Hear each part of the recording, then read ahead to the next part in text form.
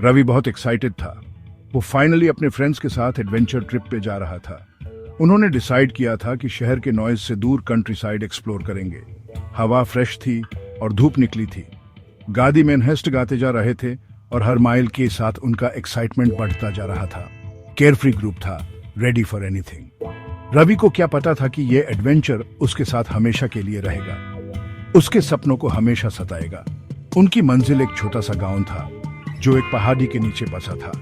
गांव के प्रधान ने उन्हें उसरिया की कहानियां सुनाई थी, पुराने खंडरों और छुपे हुए खजानों की कहानियां। लेकिन एक कहानी सबसे अलग थी। वो थी गांव के बाहर बने एक पुराने हवेली की कहानी। लोग कहते थे कि वो हवेली भूतिया है, रात को अजीब आवाजें आती हैं और एक ऐसी ईरी प्रेजेंस होती है जिससे स्पिने चिलिंग हो जाती है। रवि स्केप्टिकल था। वो भूत प्रेत में बिलीव नहीं करता था।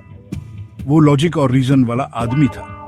उसके लिए वो कहानियां सिर्फ फोल्कलोरे थी, बच्चों को डराने के लिए। वो अपने दोस्तों को गलत साबित करना चाहता था।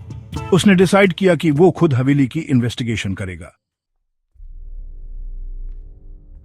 हवेली पहाड़ी की चोटी पे अकेली खड़ी थी, पूरे गांव को देख रही थी। एक शानदार हवेली अब टूट फूट कर बिखर रही थी और एक अजीब खामोशी में डूबी हुई थी। कभी चमकने वाली दीवारें अब फेडेड और क्रैक्ड थी, बेलबूटों से घिरी हुई। विंडोज जिसमें से ज्यादातर पे तख्ते लगे थे, जैसे खाली आंखें थी जो एम्प्टीनेस में देख रही थी। जैसे ही रवि हवेली के पास पहुंचा, एक ठंडी हवा ओवरग्रोन गार्डन से गुजरी। वो पटों की सरसराहट और झिंगुरों की आवाज सुन सकता था, लेकिन एक ऐसी अंडरलाइंग स्टिलनेस थी जो अनसेटलिंग थी। उसकी स्पेन चिल हो गई। उसने जंग लगी गेट को धक्का दिया, जिसके हिंगेस प्रोटेस्ट में चीखे। जैसे ही वो प्रॉपर्टी में एंटर हुआ, हवा भारी हो गई, जैसे उसके चेस्ट पे कोई वजन रख दिया गया हो। वो अपने दिल की धड़कन अपने कानों में सुन सकता था। वो मेन एंट्रेंस की तरफ चला, उसके कदम खामोशी में गूंज रहे थे। वो डोर हैंडल तक पहुंचा। वो ठंडा और गीला था। उसने दरवाजा धकेला। दरवाजा डरावनी आवाज में खुला।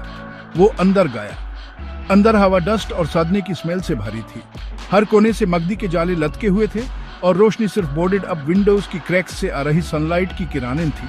हवेली खामोश थी, लेकिन फिर भी जैसे जिंदा थी, जैसे कोई उसे देख रहा था। वो कुछ कदम और अंदर बढ़ा।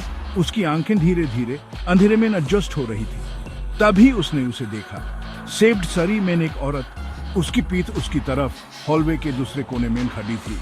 उसके लंबे काले बाल उसकी पीठ पे बिखरे हुए थे, ऑलमोस्ट जमीन को छू रहे थे। वो एक हॉन्टिंग मेलोडी गुनगुना रही थी। उसने यूं आवाज दी, उसकी आवाज खामोशी में गूंज रही थी। औरत धीरे धीरे पलटी। उसका चेहरा पीला था, ऑलमोस्ट ट्रांसपेरेंट। उसकी सेफ्ट सरी पे खून लगा था। उसकी आंखें बड़ी और दुख से भरी रवि की आंखों से मिली। वो डर से जैसे पत्थर का बन गया। उसने उससे बात की। उसकी आवाज एक सॉफ्ट विस्पर थी जिसे उसकी स्पिने चिल हो गई।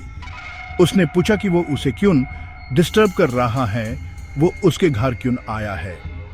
रवि कुछ नहीं बोल पाया। वो भागना चाहता था, लेकिन उसके पैर नहीं हिल रहे थे। अचानक औरत ने एक पियर्सिंग चीख मारी। वो दर्द और गुस्से से भारी चीख थी।